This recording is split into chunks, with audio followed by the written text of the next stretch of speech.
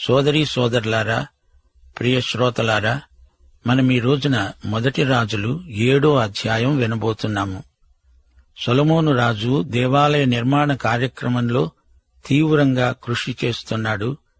దేవాలయ నిర్మాణంలో సొలొమోను కనపరిచిన శ్రద్ధ, సేకరించిన సామగ్రి అంతా ప్రత్యేకమైన పద్ధతిలో దేవుని ఆమోదంతో ఆకర్షణీయంగా కనిపించింది. ఆరాధన గుడారం కంటే ఇది పెద్దది. 7 సంవత్సరాల 6 నెలల్లో నిర్మాణం పూర్తి అయింది. అయితే గుడారంలో ఉన్న నిరాడంబర వాతావరణం ఈ పెద్ద కట్టడంలో లోపించిందనే చెప్పాలి. ఆలయం ఎంతో ఖర్చు చేసి కట్టామని సగర్వంగా చెప్పుకోటానికి, జాతీయ గర్వానికి దారితీయటం శోచనీయం. ఆచారాలు, అనుష్ఠానాలు బాహిర ప్రదర్శనకు మాత్రమే పనికి వస్తాయి. పాత్ర లోపల శుద్ధి లేకుండా బయట ఎంత నగిషీగా ఉన్నా అంతా నిరర్థకమైపోతుందని వేరే చెప్పనక్కర్లేదు. అందుకే కొంతకాలానికి ఈ మహామందిరం శత్రువు చేతిలో ధ్వంసం అయిపోయింది. నెబుకద్నెజరు దాన్ని పడగొట్టాడు. తరువాత జెరుబ్బాబెలు కట్టించిన ఆలయం కూడా కుప్పకూలిపోయింది. హెరోదు పునర్నిర్మించిన ఆలయం యేసు ప్రభువు కాలంలో ఉంది. ఆలయం అనేది యేసు ప్రభువునే సూచిస్తుంది. యోహాను సువార్త 2వ అధ్యాయం 19వ వచనంలో ప్రభువు తననే ఉద్దేశించి అన్నాడు, ఈ దేవాలయాన్ని పడగొట్టండి, 3 రోజుల్లో దీన్ని లేపుతాను. యేసు ప్రభు హెరోదు కట్టిన దేవాలయాన్ని గురించి కాదు, తనను గురించే ఈ మాటలు చెప్పాడు. అప్పుడు యూదులు ప్రశ్నించారు, 46 సంవత్సరాలు ఈ ఆలయాన్ని కష్టించి నిర్మించామే, 3 రోజుల్లో దీన్ని లేపుతావా? యేసు శరీరమే ఆలయం. దాన్ని పాపులైన మానవులు పడగొట్టారు. యేసు మృత్యుంజయుడై 3వ రోజున లేచాడు. యేసు పునరుత్థానం మహాద్భుత సంఘటన. దేవాలయంలోని వివిధ భాగాలు, వాటి కొలతలు వివరంగా చెప్పబడ్డాయి. ఇవి ఇంజనీర్లకు ఆసక్తిదాయకమైన కొలతలు. మనం అందులోని ఆధ్యాత్మిక సత్యాలను మాత్రమే తీసుకుంటాము. దేవుని నిబంధన మందసాన్ని ఉంచడానికి నిర్మించబడిందే కాని దేవునికి నివాసమని దావీదు చెప్పలేదు. దేవుడు అనలేదు. ఈ భూమి దేవునికి పాదపీఠం. అంతా యేసుక్రీస్తునే తలపింపచేసే వస్తుపాఠం. అంతకు మించి మరేమీ కాదు. ఆలయంలోని దేవుని షకీనా మహిమ వచ్చి నింపివేయడం గొప్ప విశేషం. సొలొమోను దేవాలయమే కాదు, తన స్వంత నగరు నిర్మించుకుంటున్నాడు. అది లెబానోను అరణ్య మందిరం. ఫరో కుమార్తె కోసం రాణివాసం నిర్మించాడు. దేవాలయం ముందు భాగం ఎలా నిర్మించబడిందో వివరాలు తెలుపబడ్డాయి. దేవాలయానికి ఒక సముద్రాకారాన్ని నిర్మించాడు. ఇత్తడి గంగాళపు పాత్రలు తయారు చేయించాడు. 10 దీపవృక్షాల సముదాయం కూడా చేయించాడు. దేవాలయ నిర్మాణానికి 7 సంవత్సరాలు పట్టింది. కాని తన స్వంత రాజభవన నిర్మాణానికి రెట్టింపు కాలం పట్టింది. అది బ్రహ్మాండమైన రాజభవనం. అరణ్య మందిరం రాజుగారికి 2వ వసతి భవనం. విశ్రాంతి కోసం రాజుగారు అందులో విడిది చేస్తూ ఉంటారు. అంతా దేవదారు కలపతో నిర్మించబడింది. తూరు రాజైన హీరాము నిర్మాణానికి కావలసిన రాయి, కలప సరఫరా చేశాడు. ఫరో రాకుమార్తెకు ప్రశస్తమైన అంతఃపురం నిర్మించాడు.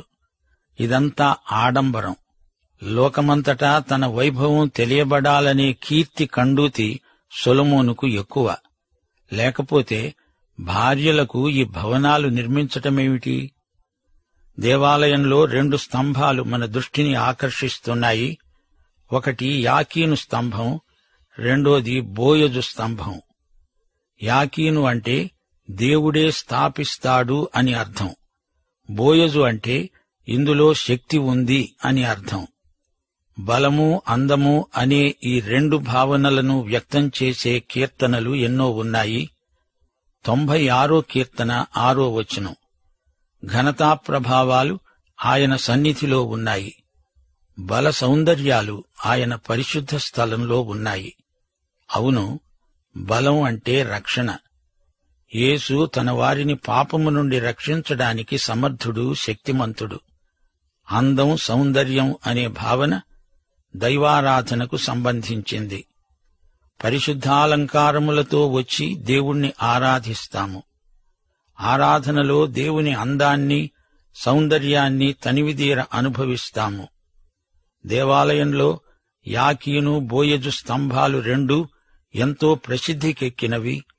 దేవుని సత్యముతో, ఆత్మతో ఆరాధించేవారు యాకీను స్తంభం, బోయజు స్తంభం లాంటివారే. అందమైన స్తంభాలు, శక్తిభరితమైన స్తంభాలు. సోదరుడా, సోదరి, నీవు దేవుణ్ణి ఆరాధిస్తావా? అయితే ఇది చెప్పు, నీవు పాపము నుండి రక్షించబడినావా? రక్షణ శక్తిని అనుభవించావా? పరిశుద్ధతలోనికి రక్షించబడ్డావా? పరిశుద్ధత అనే అందాన్ని అనుభవిస్తున్నావా? దేవుని ఆలయం అందంగా ఉండాలి, పరిశుభ్రంగా ఉండాలి, నిజమే. అందమైన స్థలం ఆరాధనకు ఎంతో అనువైనది. అయితే అది మాత్రమే ఆరాధన కాదు, అది ఆరాధనకు ప్రత్యామ్నాయం కాదు అని గ్రహించాలి. దేవుని సన్నిధిలోకి వచ్చినప్పుడు మన బలహీనతలను మనం గుర్తిస్తే ఆయన బలాధిక్యం మనకు అనుభవైక వేద్యమవుతుంది. అప్పుడే ఆయన మహిమా సౌందర్యాన్ని ఆత్మనేత్రాలతో తిలకించగలం. యెషయా దేవాలయానికి వెళ్ళాడు. అక్కడ దేవుని దర్శనాన్ని చూచాడు. సింహాసనాసీనుడైన దేవుడు కనిపించాడు. పరిశుద్ధి, పరిశుద్ధి అనే నినాదాలు వినిపించాయి. దేవుని సన్నిధి వెలుగులో తన అపవిత్రత కనిపించింది. యెషయా 6:5 అన్నాడు, అయ్యో, నేను అపవిత్రమైన పెదవులు గలవాడను, అపవిత్రమైన పెదవులు గల జనుల మధ్యను నివసించేవాడను. నేను నశించాను. రాజును, సైన్యములకధిపతియు అయిన యెహోవాను నేను కన్నులార చూచాను. గమనించండి, యాకీను, బోయజు స్తంభాలు దేవుని దర్శనాన్ని, దేవుని పరిశుద్ధ శక్తిని, సౌందర్యాన్ని చాటుతాయి. విమోచింపబడిన వ్యక్తి పరిశుద్ధుడైన దేవుని సన్నిధిలోకి రావటంలో ఎంత అందం, ఆనందం, సౌందర్యం, శక్తి, బలము ద్యోతకమవుతాయో గమనించండి. అలాగే ఆరాధన సంగీతం ఎంతో మధురమైనది. భక్తిభావభరితమైన సంగీతం మనల్ని ఎంతో ఎత్తుకు, పరలోకానికి తీసుకువెడుతుంది. దేవుడు మహోన్నతుడు, పరిశుద్ధుడు. ఆధ్యాత్మిక సంగీతం మనలను దేవుని కృపాసనము వద్దకు చేరుస్తుంది. సంఘ గాన ఉజ్జీవం మనకీ రోజున రావాలని ప్రార్థిస్తున్నాము. ఇత్తడి గంగాళము వంటి సముద్రం ఒకటి చేయించాడు. అది 12 ఎద్దులపై నిలిచి ఉంది. 3 ఎద్దులు ఉత్తర దిక్కు, 3 పడమర దిక్కు, 3 దక్షిణ దిక్కు, 3 తూర్పు దిక్కు చూస్తున్నాయి. వీటి మీద సముద్రం లాంటి గంగాళం ఎత్తబడి ఉంది. దాని పై అంచున తామర పుష్పముల వంటి నగిషీ పని చేయబడి ఉంది. ఇందులో యాజకులు తమను తాము కడుక్కుంటారు. 10 ఇత్తడి తొట్లు. ఇక్కడ ఆలయ పరికరాలను కడుగుతారు, శుద్ధి చేస్తారు. ఆరాధనలో శుద్ధి, శుచి ఎంతో ముఖ్యం. శరీర జీవాత్మలు శుచిర్భూత దీక్షతో రావాలి. అప్పుడే హృదయ శాంతి ప్రాప్తిస్తుంది. గంగాళాలు ఎన్ని ఉన్నా ఆత్మశుద్ధి కలగదు. గంగాళం కాదు, అందులోని నీరు ప్రక్షాళన చేస్తుంది. అలాగే బాహ్యాచారాలు కాదు, అంతరంగ శుద్ధి ముఖ్యం. నీరు దేవుని వాక్యం. ఈ వాక్యంతో మన ప్రవర్తనను శుద్ధి చేసుకోవాలి. వాక్యాన్ని మన వ్యక్తిగత జీవితాలకు అన్వయించుకోవాలి. మరో మాట, గుడారంలో దీపవృక్షం ఉండేది. ఇది యేసుక్రీస్తుకు సంకేతం. అయితే ఇప్పుడు ఈ దేవాలయంలో అలాంటివి 10 ఉన్నాయి. గుడారం కంటే ఈ దేవాలయం పరిమాణంలో ఎంతో పెద్దది గదా. నేటి సమకాలీన క్రైస్తవ సమాజంలో యేసుక్రీస్తు వీరికి మరీ పరిచితుడవటం మూలాన అలుసైపోయాడు గదూ.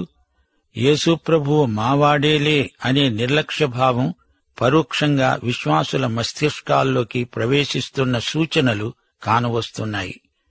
యేసు శిష్యుల్లో యోహాను మిగతా శిష్యుల కంటే ఆయనకు ఎంతో దగ్గరగా ఉండేవాడు.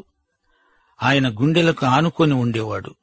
అయితే యేసు మహిమలో ప్రవేశించాక ఆయన్ను చూచినప్పుడు ఏమనిపించింది?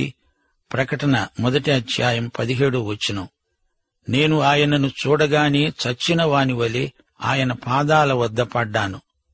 ఆయన తన కుడి చేతిని నా మీద ఉంచి నాకు అభయమిచ్చాడు. ఆయన సన్నిధిలో మనకు అలాగే అనిపించాలి. యేసు యేసు అని ప్రతి మాటకు ఆయన నామాన్ని ఉచ్చరిస్తావా మంచిదే కాని ఆయనను చులకనగా చూడవద్దని మా మనవి. అతి పరిచయం అధిక భక్తిని కలిగించాలి గాని చులకన భావం కాదు. సొలొమోను నిర్మించిన దేవాలయంలో 1కి 10 దీపవృక్షాలున్నాయి అంటే అంత అధికమైన వెలుగు, కాంతి అని గ్రహించాలి. దీపస్తంభాల సంఖ్య కాదు, నీ భక్తిభావం వృద్ధి కావాలి. నేడు నీవు నేర్చుకోవలసిన పాఠాలు ఎన్నెన్నో ఉన్నాయి. మనం ఆరాధించేది ఎవరిని? మృత్యుంజయుడైన యేసును, మహిమలోని యేసును. ఆయన ముందు సాష్టాంగపడి ఆయనను ఆరాధించాలి. ఆయనే మన ఆరాధనకు పాత్రుడు. సరే, మనమిప్పుడు 8వ అధ్యాయానికి వచ్చాము.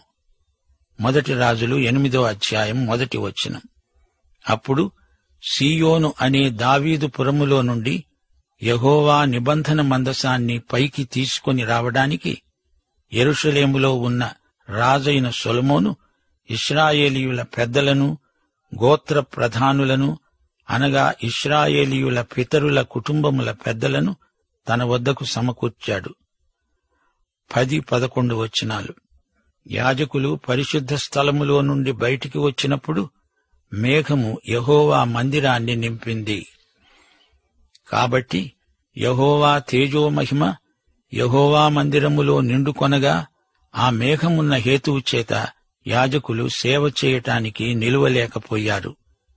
17 నుండి 20 వచనం వరకు. ఇశ్రాయేలీయుల దేవుడైన యెహోవా నామ ఘనతకు ఒక మందిరాన్ని కట్టించాలని నా తండ్రి అయిన దావీదుకు మనస్సు పుట్టగా, యెహోవా నా తండ్రికి సెలవిచ్చినదేమనగా, నా నామ ఘనతకు ఒక మందిరము కట్టించాలని నీవు తాత్పర్యము కలిగి ఉన్నావు. ఆ తాత్పర్యము మంచిదే, అయినా నీవు మందిరము కట్టించకూడదు. నీ నడుములో నుండి పుట్టబోయే నీ కుమారుడు నా నామ ఘనతకు ఒక మందిరం కడతాడు. తాను సెలవిచ్చిన మాటను యెహోవా నెరవేర్చి ఉన్నాడు. నేను నా తండ్రి అయిన దావీదునకు ప్రతిగా నియమించబడి యెహోవా సెలవు చొప్పున ఇశ్రాయేలీయుల మీద సింహాసనాసీనుడనై ఉండి ఇశ్రాయేలీయుల దేవుడైన యెహోవా నామఘనతకు మందిరమును కట్టించి ఉన్నాను. 27 వచనం. నిశ్చయముగా దేవుడు ఈ లోకమందు నివాసము చేయడు. ఆకాశమహాకాశములు సైతము నిన్ను పట్టజాలవు. నేను కట్టించిన ఈ మందిరము ఏలాగు పట్టుతుంది? 46 వచనం నుండి. పాపము చేయనివాడు ఒక్కడూ లేడు. వారు నీకు విరోధముగా పాపము చేసిన ఎడల నీవు వారి మీద కోపగించుకొని వారిని శత్రువుల చేతికి అప్పగించిన ఎడలనేమి? వారు వీరిని దూరమైనట్టుగాని దగ్గరాయినట్టుగాని ఆ శత్రువుల దేశములోనికి చెరగా కొనిపోయినప్పుడు గాని, వారు చెరగా కొనిపోబడిన దేశమందు తాము చేసిన దానిని మనస్సునకు తెచ్చుకొని, మేము దుర్మార్గులమై ప్రవర్తించి పాపము చేశామని చెప్పి తమను చెరగా కొనిపోయిన వారి దేశమందు చింతించి పశ్చాత్తాపపడి నీకు విన్నపము చేసిన ఎడల, తమను చెరగా కొనిపోయిన వారి దేశమందు పూర్ణ హృదయముతో పూర్ణాత్మతో వారు నీ తట్టు తిరిగి నీవు వారి పితరులకు దయచేసిన దేశము తట్టును, నీవు కోరుకొనిన పట్టణము తట్టును, నీ నామఘనతకు నేను కట్టించిన మందిరము తట్టును నిన్ను గూర్చి ప్రార్థన చేసిన ఎడల, ఆకాశమును నీ నివాస స్థలమందు నీవు వారి ప్రార్థన విన్నపములను విని వారి కార్యమును నిర్వహించి, నీకు విరోధముగా పాపము చేసిన నీ జనులు ఏ తప్పు చేత నీ విషయమై అపరాధులయ్యారో ఆ తప్పులను వారికి క్షమించి, వారిని చెరలోనికి కొనిపోయిన వారు వారిని కనికరించునట్లు వారి ఎడల కనికరము పుట్టించు. 54 వచనం. సొలొమోను ఇలాగు ప్రార్థించడం, విన్నపము చేయడం ముగించి ఆకాశము తట్టు తన చేతులను చాపి యెహోవా బలిపీఠము ఎదుట మోకాళ్లు అనడం మాని లేచి నిలిచి అతడు మహాశబ్దముతో ఇశ్రాయేలీయుల సమాజమంతటినీ ఆశీర్వదించాడు. ఆ దినాన యెహోవా సముఖమందున్న ఇత్తడి బలిపీఠము ఆ దహన బలులను, నైవేద్యములను, సమాధాన బలి పశువుల కొవ్వును అర్పించడానికి బహు చిన్నదై చాలలేదు గనుక రాజు యెహోవా మందిరము ముందరనున్న ఆవరణము మధ్య నుండే స్థలాన్ని ప్రతిష్ఠించి అక్కడ దహన బలులను, నైవేద్యమును, సమాధాన బలి పశువుల కొవ్వును అర్పించాడు. ఆ సమయమున సొలొమోనును అతనితో కూడా ఇశ్రాయేలీయులందరూ హమాతునకు పోయే మార్గము మొదలుకొని ఈజిప్టు నది వరకు ఉన్న సకల ప్రాంతముల నుండి వచ్చిన ఆ మహాసమూహమును 2 వారాలు అనగా 14 దినాలు యెహోవా సముఖమందు ఉత్సవం జరుపుకున్నారు. 8వ రోజు అతడు జనులకు సెలవీయగా వారు రాజును పొగడి యెహోవా తన దాసుడైన దావీదునకు ఇశ్రాయేలీయులైన తన జనులకు చేసిన మేలంతటిని బట్టి సంతోషిస్తూ ఆనంద హృదయులై తమ గుడారాలకు వెళ్లిపోయారు. ఇప్పుడు వ్యాఖ్యానం వినండి. ఈ అధ్యాయంలో దేవుని నిబంధన మందసం దేవాలయంలోకి తేబడింది. షకీనా మహిమతో ఆలయం నిండిపోయింది. సొలొమోను ఆలయ ప్రతిష్ఠ సందర్భంలో సందేశమిస్తున్నాడు, ప్రార్థన చేస్తున్నాడు. అతి పరిశుద్ధ స్థలంలో మందసం ఉంచబడింది.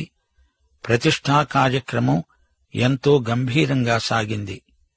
సొలొమోను ప్రసంగంలో తన తండ్రి అయిన దావీదును ప్రశంసించాడు, ఘనపరిచాడు.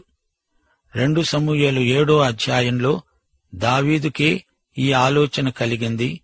ఆలయం నిర్మించాలి అనే కోరిక దావీదుకే తట్టింది. అది దావీదు ఆలయం, అతని సృజనాత్మకమైన ఆలోచన. ఈ ఆలయంలో దేవుడు తన ప్రజలను కలుసుకుంటాడు. అందులో దేవుని విగ్రహం ఉండదు, అందులో దేవుడు ఉండడు. అది దేవుని పాదపీఠం మాత్రమే. అక్కడ బలులు అర్పిస్తారు. దేవుణ్ణి కలుసుకునే సంధిస్థానం. ఆయనకు నివాసమా? ఆకాశ మహాకాశాలు సైతం ఆయనను పట్టజాలవు. ఆయన సర్వవ్యాపి, అంతటా ఉన్నాడు. ఆయన సన్నిధి ఏ స్థలానికి పరిమితం కాదు. ఈ లోకమంతా ఆయన సృష్టే. పాపము నాలో లేదని, నేనెన్నడూ పాపం చేయలేదని ఎవ్వడూ చెప్పజాలడు. ఈ దేవాలయం శత్రువుల చేతిలో ధ్వంసమైపోయినా, ఈ ప్రజలు శత్రువుల చేత చెరగొనిపోబడినా, వారు పశ్చాత్తప్తులై విరిగి నలిగిన మనస్సుతో దేవుణ్ణి వేడుకుంటే ఆయన క్షమిస్తాడు. వారు కోల్పోయిందంతా తిరిగి ఇస్తాడు. ఇది ఇశ్రాయేలు చరిత్ర చెబుతున్న నగ్న సత్యం. దానియేలు 9వ అధ్యాయంలో తన జాతి పక్షాన చేసిన విజ్ఞాపన ఎంతో తీవ్రమైనది. యెరూషలేము దిశగా కిటికీలు తెరిచి ప్రార్థించాడు. తన పాపాలు, తన ప్రజల పాపాలు ఒప్పుకున్నాడు, క్షమాపణ వేడాడు. సొలొమోను కూడా ప్రార్థిస్తూ మోకరిల్లాడు. నీ హృదయంలో వినయం, విధేయత లేకుండా నీ శరీరం మాత్రమే మోకరిల్లినందువల్ల ప్రయోజనం శూన్యం. సోదరీ సోదరులారా, ఆలయ ప్రతిష్ఠా కార్యక్రమం ఆ రోజున ఎంత వైభవంగా జరిగిందో ఊహించండి. సొలొమోను ఆనంద పారవస్యంలో అన్నాడు, దేవా, నీవు ఎంత గొప్ప దేవుడవు. సొలొమోను ప్రార్థనలో అతని ఆధ్యాత్మిక ఆసక్తి వ్యక్తమవుతోంది.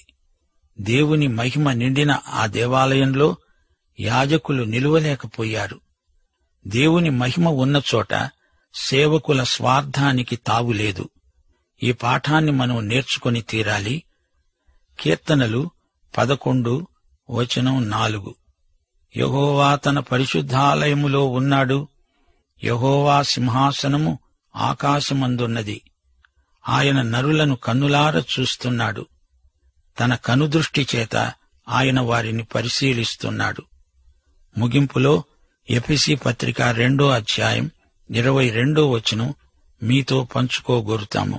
క్రీస్తునందు మీరు కూడా ఆత్మ మూలముగా దేవునికి నివాస స్థలమై ఉండుటకు కట్టబడుతున్నారు.